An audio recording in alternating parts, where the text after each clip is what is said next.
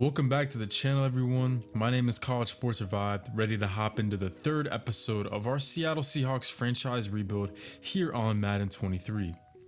The series debut of the team is now in the books, with the first meeting between our former Super Bowl winning quarterback Russell Wilson and the team he spent the first 10 years of his career with is now in the books. But this Monday night showdown was straight out of a dream, with Geno Smith outdueling Russell Wilson and an emotional return to the Northwest, tossing 3 scores. And Geno wasn't even the biggest surprise in my opinion. I was actually shocked at how our offensive line performed.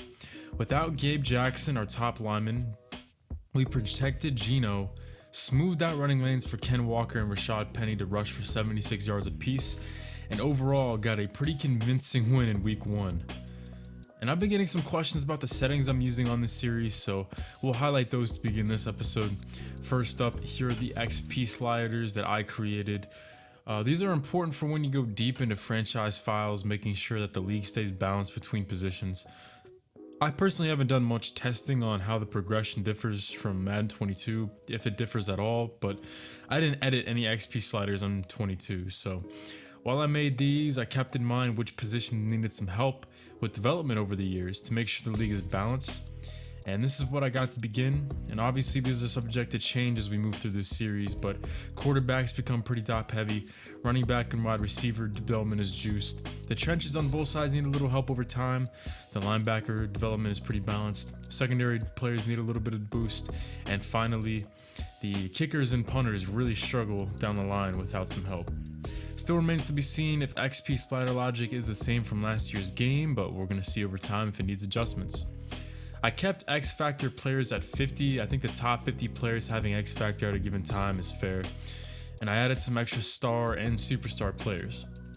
I'm playing on 11-minute quarters, and it's pretty realistic stats and plays logged per game, but I might bump that up to 12 because the sim stats in Madden 23 are a little high, like unrealistically high. I've seen some simulated seasons with multiple 5K passers. Teams are scoring 40 plus every week, so I might give it another minute to try to match that. And lastly, I don't have any sliders. It's default all-pro, CPU versus CPU. It's an entertaining way to play Madden, but I might eventually add some sliders, maybe just some help in the run game, and if I do, I'll let you know. I've seen that the CPU running game is pretty much non-existent on All-Pro, and quarterbacks make a lot of mistakes under pressure, so I might adjust the run blocking like I said, and maybe the interception sliders as well. But one thing I am changing is the intentional grounding slider. Word on the street is turning off intentional grounding makes CPU quarterback logic a lot better. I couldn't tell you why, maybe because the quarterbacks would toss out of bounds no matter the situation instead of throwing a bad pass with this disabled, so we're going to see for ourselves today. But moving on, it's finally time we get down to business as head coach Jacques Diggs, undefeated in his career, albeit it's one game, but no time for rest, as today it's week 2 and our division opener on the road in San Francisco will be underway, and the media praised us for meeting our goal with Russell Wilson, so perhaps Diggs feeling a little confident. We'll talk a little trash on the Niners star player as well, saying how George Kittle won't know what hit him. Pretty interesting words there. He is one of the many playmakers on this offense, so we'll see if this defense comes to play again. And the goal is 3 turnovers. I don't know how we're going to match that, but once again, we have some upgrades in the eve of our first divisional meeting of the series. Boy Mafe recorded his first NFL sack last episode. Russell Wilson is not a bad guy to get that achievement against, as he's now up in the 70s. Ken Walker was very productive in his NFL debut as well. The O-line did him some solids, but he showed plenty of on his own accord as well. We'll be missing off-ball linebacker Cody Barton for 3 weeks. He had a nice impact before he exited week 1 with an injury, so I'm intrigued. And for some reason, the guys in Madden, they're still getting updates when injured, so that's something to fix. And lastly, an upgrade for Jamal Adams, who was very impressive in coverage against the Broncos. Denver only really had one long completion in the game, and Adams was the guy to attribute some breakups there in the second half. I was pretty surprised to see that the Niners acquired Kareem Hunt from Cleveland. It's just another weapon on the ground for this zone scheme here in San Francisco, so something pretty interesting to look forward to against a divisional opponent over the coming years of the series. But we're going to try to defend the short pass and try to make the inexperienced Trey Lance beat us over the top. And for our offensive strategy, I know they're highlighting Bosa here, but I'm more concerned with Fred Warner myself in the middle. So let's try to run outside to establish the run game just like we did in week 1 against Denver.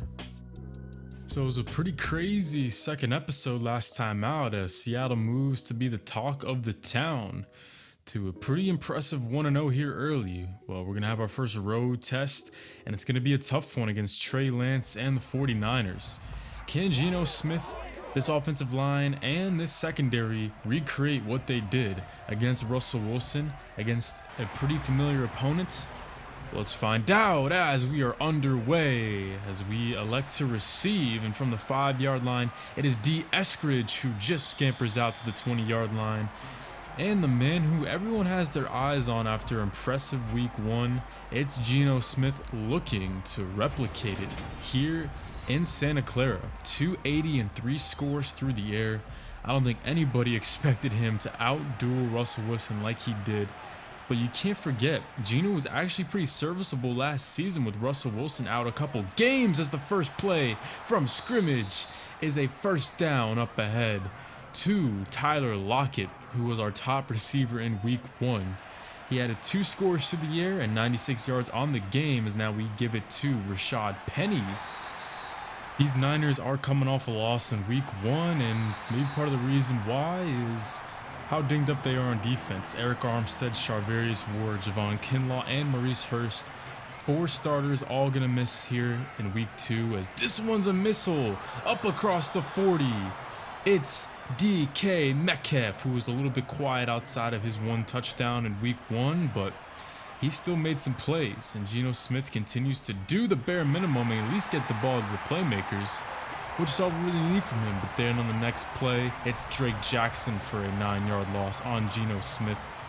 We had 2 sacks against Geno in week 1, both attributed to Abe Lucas, our starting right tackle, who is a rookie, and this one never had a chance. Geno Smith abandoning the possession as the sack ruins it for us. So the 0-1 Niners, fresh off a 35-31 defeats at the hands of the Chicago Bears.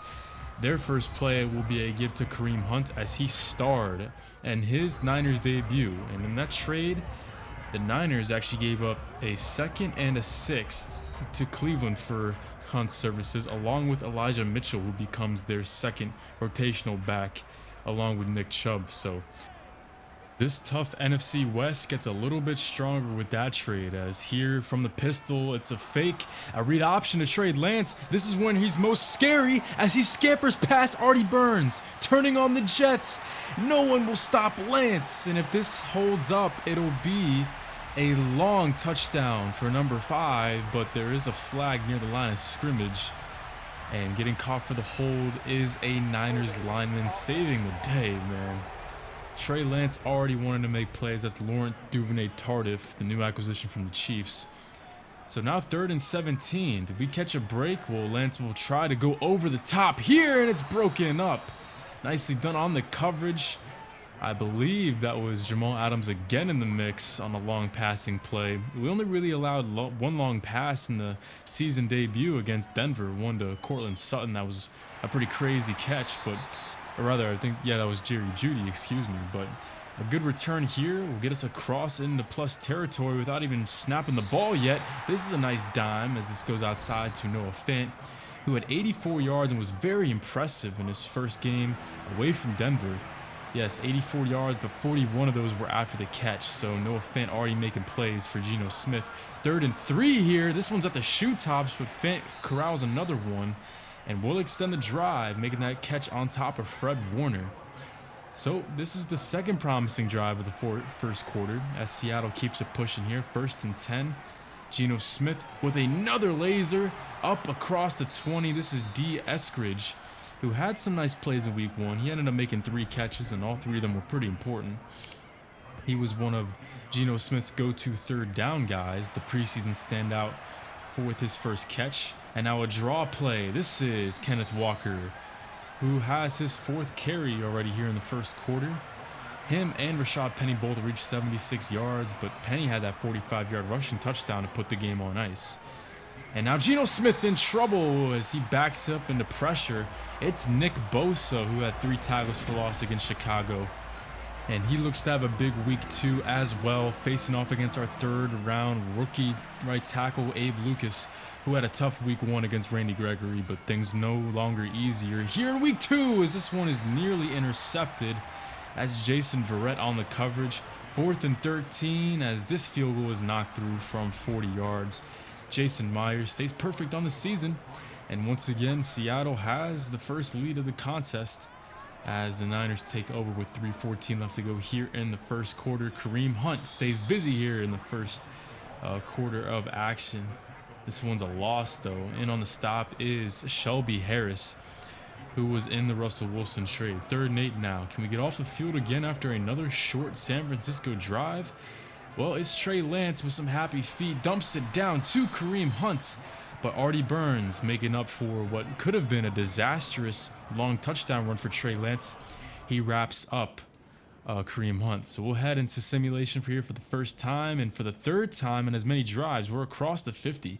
2nd and 13, Tyler Lockett making it a 3rd and manageable, and how about Noah Fant with another big play here early. Kenneth Walker gets us a little bit closer. Now Nick Bellore, the linebacker turned fullback, gets us also closer. And Will Dissly for the 2-yard score, the backup tight end for Geno Smith's 4th passing touchdown on the early season. How about that? Well, it didn't take so long for San Fran to start grounding and pounding like we're used to seeing from them, but somehow they don't convert on 3rd and 1. So we get the ball back again, and now Verrett's tagged for a pass interference penalty to give us much better field position. 3rd and 12, but looks like a holding call will be the end of this drive. So we're gonna continue pushing here in simulation. Trey Lance again without any points on the board, so we'll take over 10-0 here with 6 minutes left to go in the 2nd quarter. Defense coming to play once again as this pass goes underneath to Tyler Lockett, who scampers ahead for a 1st down.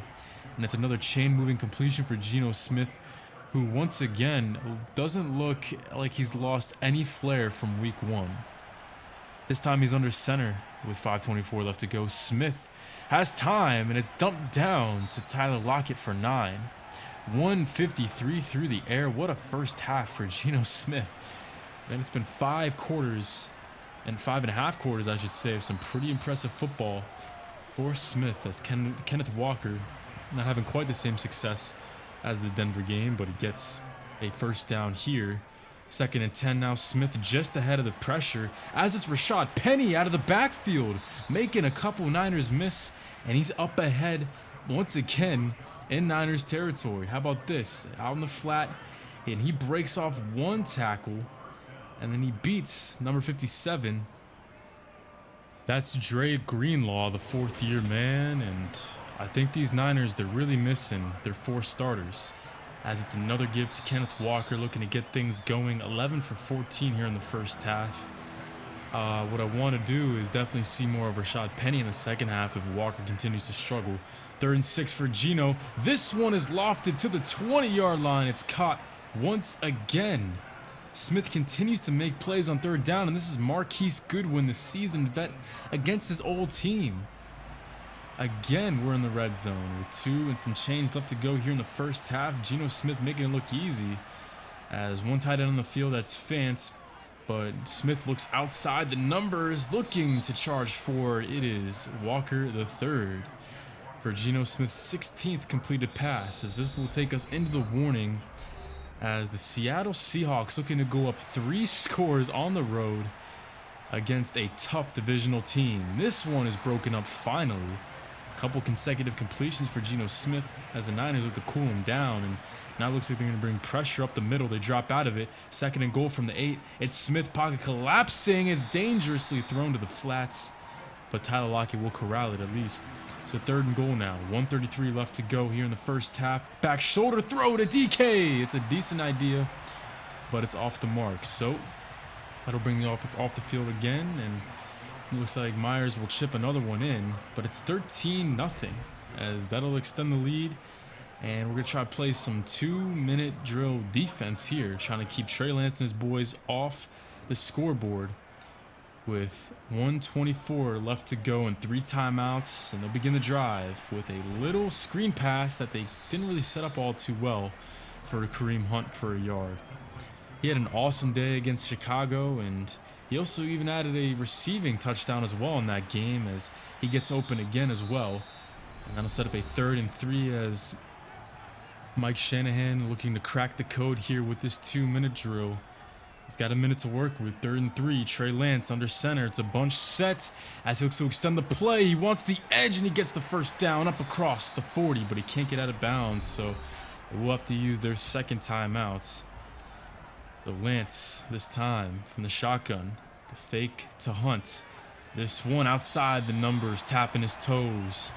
There is George Kittle, who has been very quiet today. We've talked some trash to him pre-game, and Kittle has not shown up so far. Not many guys have on this Niners offense. As this is a sack, taken down. Trey Lance sacked by Justin Coleman, our slot corner who had a big pick last game in a 2-minute drill against Russell Wilson, making another play here, but this will extend the drive. Nice catch there by Deebo Samuel for only his 2nd reception. 19 seconds left. It is Lance. This time dumped down to the 25. Pretty impressive catch there by Kareem Hunt. Now with 15 seconds to work with, Trey Lance looking like he wants to continue to use the boundary. So I say that last time out. 2 backs with Lance. Once again, nothing much doing there as that's a dangerous throw. That was Sidney Jones on the coverage, and we can keep this at least a 10-point game if we can stop him here on 3rd and 4. 25-yard line. It's Lance in coverage again, pushed out. Kareem Hunt can't get 2 feet in bounds, and that'll force one of the older players in the NFL, Robbie Gould, to make this a 10-point game. That's the best the Niners can do heading into the locker room. So, a defense that only allowed 286 total yards against Denver looks very sharp here in week 2 as well. Doesn't look like a one-hit wonder for us as Trey Lance looks very frustrated along with the rest of his boys on offense. Super impressive so far as Lance wants to come out of the locker room trying to rally the troops.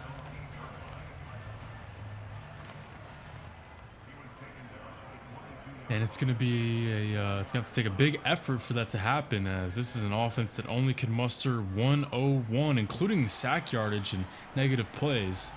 But Trey Lance already off to a better start, getting him up to the 33 off the read option. This is an offense that needs to work the run game, and they still have plenty of time to do that as they keep it on the ground to Kareem Hunt. But once again, he can't find the hole. 8 rushes for 25 yards. Hunt a far cry from his success against the Chicago Bears last week. This is an inside give, and this time he's chopped down by Jordan Brooks, who led all players in tackles in week 1 against Denver. And he's got his 2nd of the contest. Now 3rd and 6. Trey Lance trying to extend the drive. It's a fullback screen to Kyle Juszczyk. And this one is not going anywhere. It's Jamal Adams getting out there. This Seahawks defense continues to look the part, and I just can't believe what I'm seeing. How does Jacques Diggs have his boys playing at this high of a level already in his coaching career? So now we take over. It's Geno Smith on a 3rd and 5, and he runs out of time here, just getting rid of this one. So one of the first drives we've seen not having any result for the Seattle Seahawks, but as you can see here, unfortunately, there is a glitch in Madden Slow Sim, and I ran into it in this game. As you can see, sometimes when you're jumping in and out of the Slow Sim option, I like to sim the punts and the kickoffs, so it's pretty even on both sides and stuff.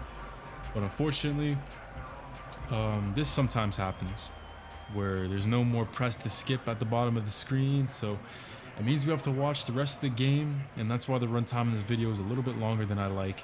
At the end of the day, though, I guess it just means more football, as it's Uchenna Nwosu, who had a sack in week 1, and now he gets credited for half a sack here in week 2.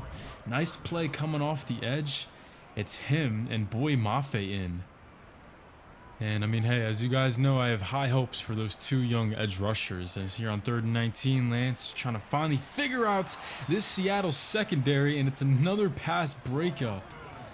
Lance not even at 10 completions yet, and again Seattle takes over. And Geno Smith with the hot hand continues to sling it here as up across the 50. It's his 19th completion, and it's yet another catch for Tyler Lockett, who inches his way closer to another huge outing. Now 3rd and inches. We haven't had to face many 3rd and shorts, but we've been getting it done on 3rd and long, so why not get it done on 3rd and short as well?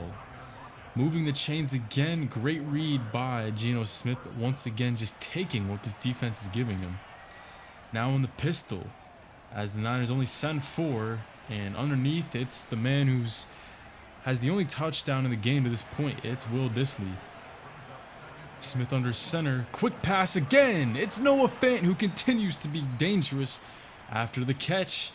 Number 87 will take us up to the 16-yard line. Seattle in business again, but also looking for our first 3-score lead of the ball game, and Kenneth Walker for 2 here. If there's one place in the ball game that we've gotten worse from week 1, it's definitely our success on the ground, but it's a really young team with a really young line. It's not going to be there all the time. As dumping it down is Smith for 1. It's Rashad Penny on the grab. Now 3rd and 7. Smith. It's Kenneth Walker this time, and he might actually have lost one there. Jimmy Ward, nice play coming up. So it's going to be another Jason Myers field goal, but we just continue to tack on points. 16-3 now with 3 minutes, or inside 3 minutes to go here in the 3rd quarter, with Kareem Hunt churning out some yards here. Over 4 yards a carry, so good start right here. As Hunt starting to look himself more so as we get closer and closer to the conclusion of this game. Nice little burst through the first line of defenders. It's Kareem Hunt up to 51 yards in the contest. Marquise Blair there on the stop. 2nd and 10 now. It's Kyle Juszczyk who wants to get in on the fun. 12 yards for the fullback.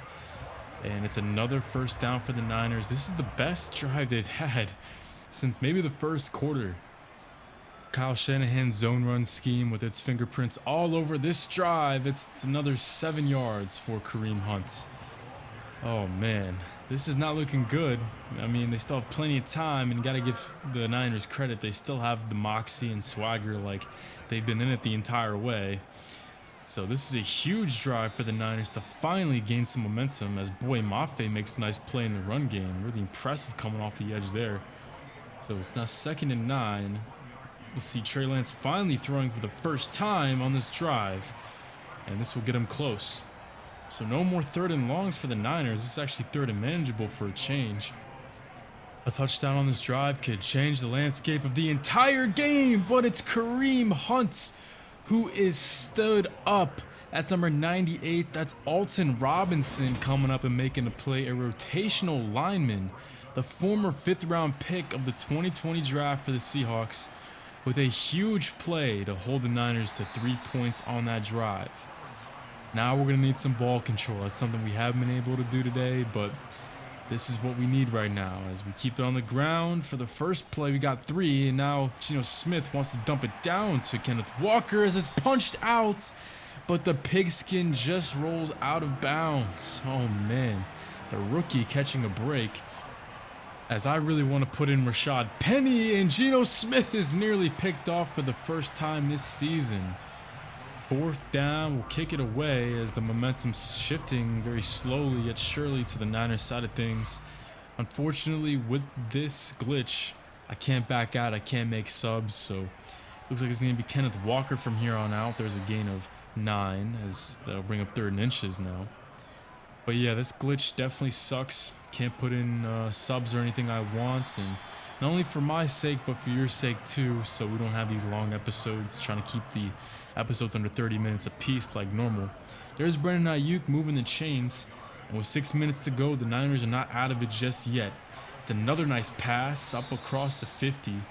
Lance for his 13th completion, but he's not even over 100 yards just yet. Ray McLeod, the new returner for the Niners, with his first catch. Here's a read option as it's Trey Lance, nowhere to go. Another huge stop there.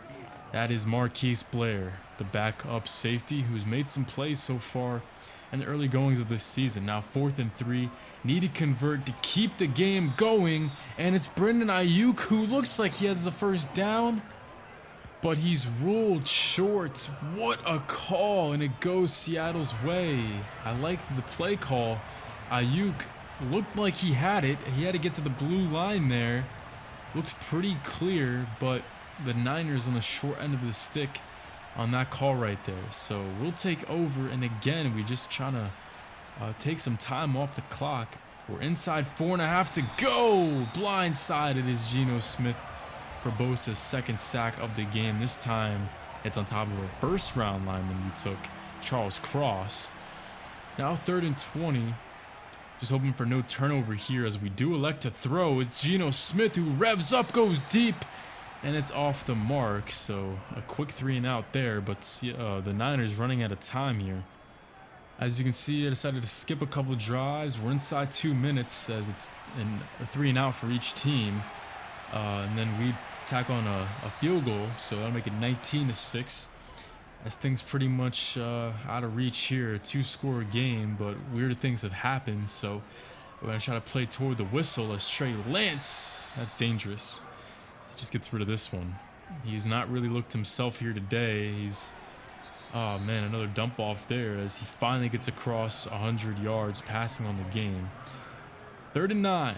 Try to get off the field here. It's floated to George Kittle, who makes the grab. He finally has that long catch they were looking for, and Kittle says hold your horses. 44 seconds with Trey Lance across his body. It's picked off. That'll be the end of the game, surely, with Jamal Adams forcing the red zone takeaway. And week 2 looks like it's going to be another Seattle Seahawks victory. What a game again by this defense. 1 touchdown is all we needed today, guys. 19-6 is your final as the Seahawks walk into Santa Clara, get a win, and improve to a shocking 2-0 in the first season of the rebuild. Geno Smith is in his 10th NFL season, and he's starting to finally look like a starting caliber player. 24 of 34 today, another passing touchdown, still no turnovers, and another win under his belt. Trey Lance couldn't get his playmakers the ball. Have to enjoy what the defense did again, as Trey Lance had a miserable 4.6 yards an attempt. The running game wasn't nearly as effective as week 1, with Ken Walker only having 28 yards. Kareem Hunt had some nice drives, but we didn't let him get going at the elite level, and I think that's what saved us throughout the game.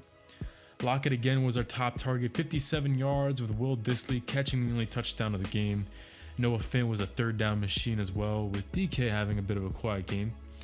And who would have thought that George Kittle would only catch 2 passes, along with Deebo Samuel struggling to find any success. We had enough pass rush and some sticky coverage at times to make this Niners offense look lost. 2 sacks allowed, 1 on each of the starting rookie tackles, but overall I think we did a better job of giving Geno time today. That might be because of the thin Niners defense missing 4 starters, but we'll take the wins when we get them. So we're going to head back to the press room, where I'm sure Jacques Diggs is feeling good after his defense backed up the trash talk pregame. We allowed 2 Kittle catches, 6 points overall, and earned 10 points in morale for the entire Seattle roster. And now for the first time this season, we'll be hopping into some simulating, and weeks 3 through 5 will all be simulated. We're also going to get our first look at the mock drafts for the NFL draft in season 1, my personal favorite time of every rebuild here in Madden. And there's going to be plenty of opportunity for the teams picking near the top to change. I don't expect Buffalo and Indianapolis to be up in the top 5 whenever April rolls around, but perhaps some changes to score a top quarterback are needed. That is our number 1 need, and with the way Geno is playing with this group of playmakers, we get the right rookie quarterback to plug and play, and who knows where we could take him and where he could take us.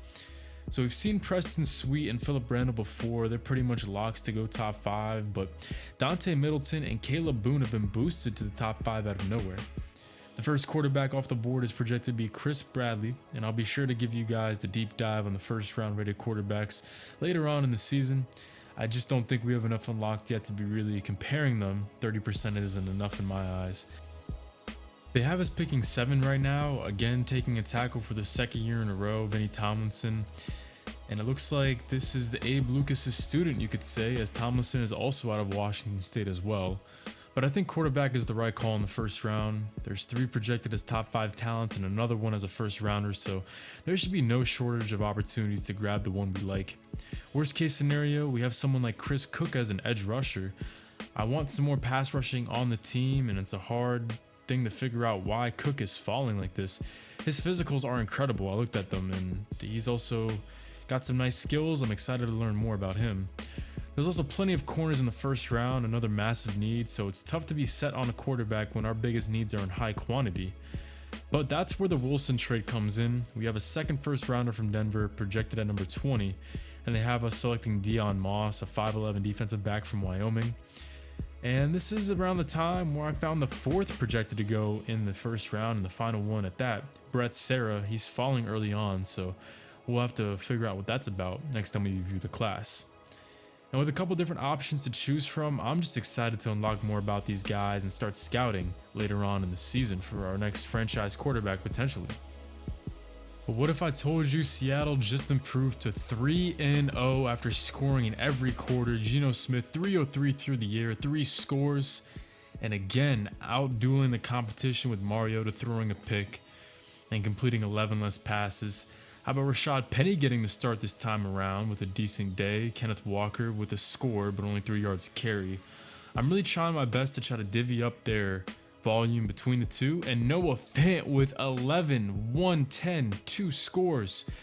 Noah Fant with his best career outing, and he also had some help too with D. Eskridge having a nice game. DK caught a touchdown, his 3rd of the season. And yeah, you gotta love this win by a touchdown. Gotta love what you're seeing right now from Seattle. That's 3-0 with some nice defense played as well down the stretch as we were getting back into it. How about 2 more sacks? One for Poona Ford and one for Al Woods. And with Geno Smith still without a turnover and still without a loss as a starting quarterback here in the season, of course, the press is buzzing. And they want to see how much we attribute this start to Geno Smith or to the team. Well, obviously football is a team game, and the defense has been just as lights out as he has.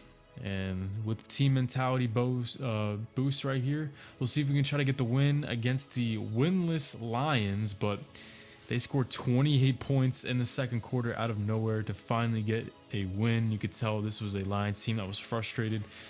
And Smith finally broke his consecutive passing streak without a turnover.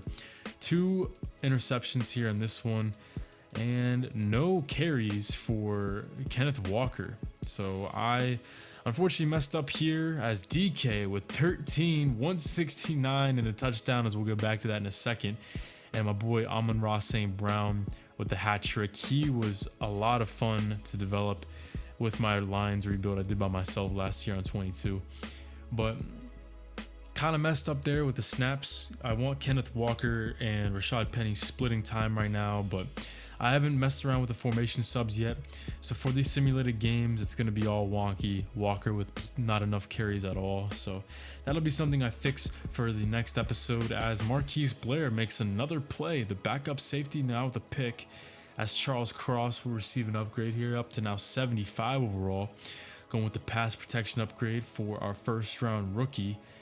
And it's a decent one at that. +2 finesse, +1 power as he inches closer to finally figuring out his development trait. Noah Fant, fresh off of his greatest career outing, that 110 game in simulating against Atlanta. We needed every yard of that to get that win by a touchdown, and check out that upgrade. He's up to an 84 as he tries to continue to be an awesome safety valve for Geno Smith, but we drop our second straight game, not due in part to Geno as he threw 4 more touchdowns in the Big Easy. Jameis Winston, however, bested him in yardage. Alvin Kamara with 144, Penny with a nice game. But once again, like I said, gotta figure out a way in the formation subs to balance out these carries, as Kenneth Walker only with 1 today. Do we have any crazy receiving outings? Well, Michael Thomas had 91. Adam Troutman torched us. We've been doing a good job against tight ends this season. Pretty surprised to see Troutman out of everybody get the one up on us. Metcalf and Lockett both caught touchdowns. This game we allowed 3 sacks. It's another one for Abraham Lucas as Gabe Jackson allows the first one of his season. Uchenna Nwosu led in tackles. How about Darrell Taylor with 2 tackles? And Cody Barton, actually, his first game back from injury. Of course, he was hurt in week 1, but had a nice little tackle for loss there. And Artie Burns now with an interception, so that's now the 5th Seattle player with a pick on the year. And we're going to be wrapping up this episode finally. It was a pretty loaded one, but as you can see to the left of your screen, episode number 4 is going to be a pretty jam-packed one as well. We got a breakout scenario for a linebacker and a quarterback. We're going to have some heavy rain in Seattle and a crisis in confidence. Maybe somebody not playing well. Could it be Kenneth Walker struggling all of a sudden on his rookie year? Plenty to find out with a lot of change coming up next episode. And the crazy part is, we're 3-2. We're a 3-way tie in the ultra-competitive NFC West for second place right now, with the Cardinals leading the division at 4-1. And that's going to be our opponent next time out. Arizona, 4-1. The rest of the NFC West, 3-2. And that means that whoever wins next week will jump into first place for the time being. Can you believe that these Seattle Seahawks have a chance to be in first place with the trade deadline right around the corner? Unbelievable. Well, we're going to find out if that's the case, and maybe if we continue to play this well, we're going to find a way to maybe just make some moves and contend for a playoff spot. Obviously, the trade deadline week 8, it's going to be interesting to see what point in the season this team is at. If we continue to play like this, there's no reason why we shouldn't try to make a playoff push, which would be the shock of the NFL season in week 1, or rather season 1. So that's episode number 3 coming to an end. Went a little bit longer than I wanted because of the glitch during the game, but next episode we should be back around 30 minutes, if not less, and hope you enjoy, and I hope you enjoyed today. So gonna have some more College Hoops 2K coming back soon, and more of this series as well, wrapping up the road to 2K. A lot of big things coming on the channel. Hope you guys enjoyed, and I hope you guys stay tuned. Peace, everybody. I'll see you guys next time. Have a good night.